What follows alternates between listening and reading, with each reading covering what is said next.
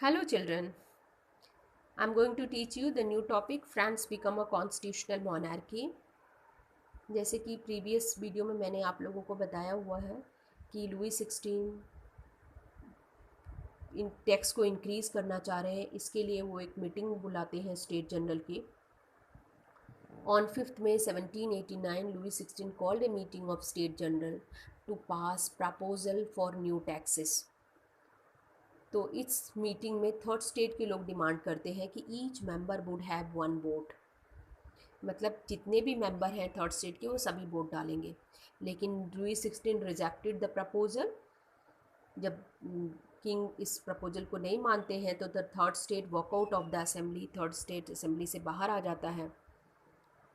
फिर वो लोग असेंबल होते हैं 20 जून 1789 को इंडोर टेनिस कोर्ट के ग्राउंड में, और वहाँ वो लोग declare themselves a national assembly, national assembly declare कर देते हैं। So let's find out what happened next.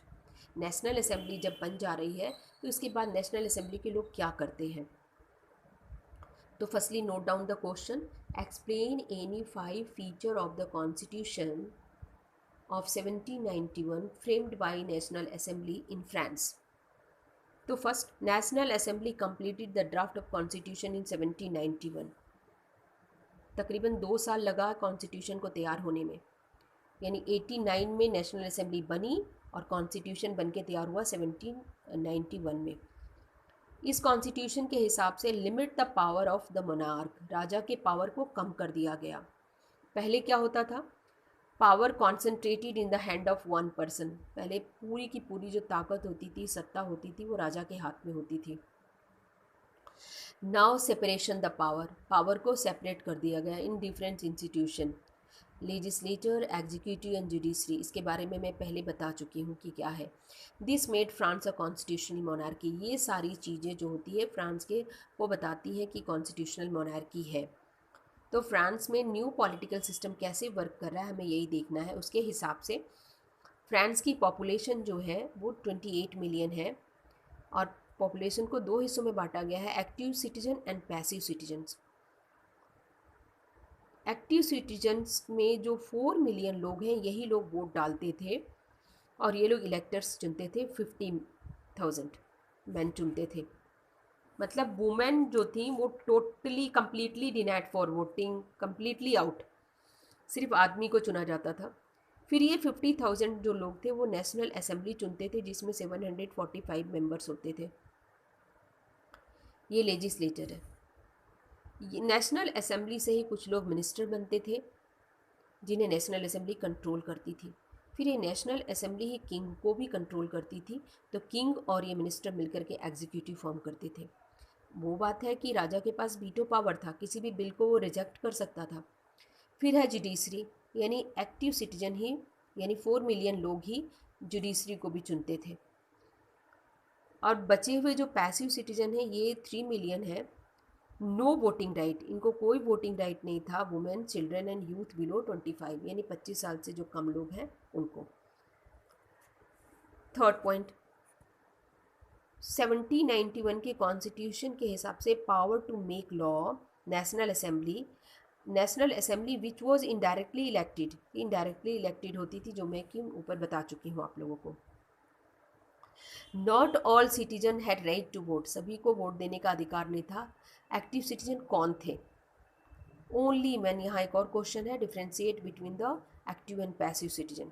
Only man above 25 year of age who paid taxes equal to at least 3 days of labor wage were given the status of active citizens।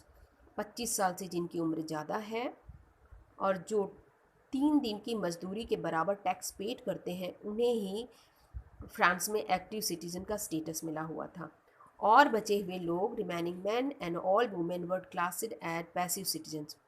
इन्हें vote देने का कोई अधिकार नहीं था क्योंकि ये tax payer नहीं थे, और औरतों को तो खैर पूरी तरह से निकाला गया था।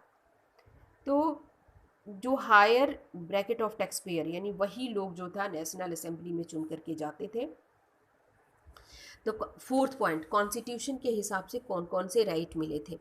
Constitution began with the declaration of right of man and citizen.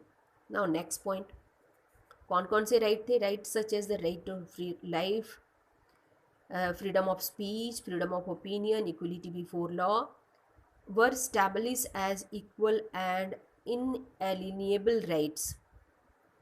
They belong to each human beings, यानी जन्म लेते ही वो इंसान को ये नेचुरल राइट मिल जाते थे and could not be taken away, यानी इन्हें छीना नहीं जा सकता था. It was the duty of the state to protect each citizens natural right. ये स्टेट की ड्यूटी होती थी कि वो जो लोग भी सिटीजन्स हैं फ्रांस के, उनके ये जो नेचुरल राइट है इनको प्रोटेक्ट करे, यानी किसी का नेचुरल राइट छीना ना जाए.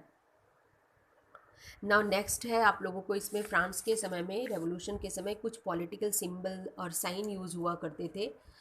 तो इमेज, तो ये फर्स्ट दिख रहा है आप लोगों को broken chain, bundle of rod, eye दिख रहा है, ट्रायंगल रेडिएटिंग लाइट दिख रहा है. फिर ये सेप्टर, ये दिखाता है सिंबल ऑफ रॉयल पावर को. स्नैक बाइटिंग, ये रिंग है एक तरह का. ये फ्रीजियन कैप. तो ये सारे जो सिंबल और इमेज फ्रांस में यूज होता था, क्यों यूज होता था, क्यों लिखा हुआ है यहाँ पर, majority of man and women in the 18th century could not be read और राइट. 18th सेंचुरी में फ्रांस की बहुत सारी जनसंख्या ऐसी थी जो पढ़ लिख नहीं सकती थी. तो ये प्रिंटेड जो वर्ड है, प्रिंटेड सिंबल और इमेज जो होते थे, ये कम्युनिकेट करने के लिए, इम्पॉर्टेंट आइडिया लोगों तक पहुंचाने के लिए, क्योंकि पढ़ लिख नहीं सकते हैं तो सिंबल और इमेज के थ्रू वो लोग समझ जाते थे कि इस बात का क्या मतलब होता है. तो क्वेश्चन नोट डाउन कर लीजिए. What were the image and symbols used in the 18th century in France. Student, ये सारे क्वेश्चन आप लोग नोट कर लेंगे. Thank you.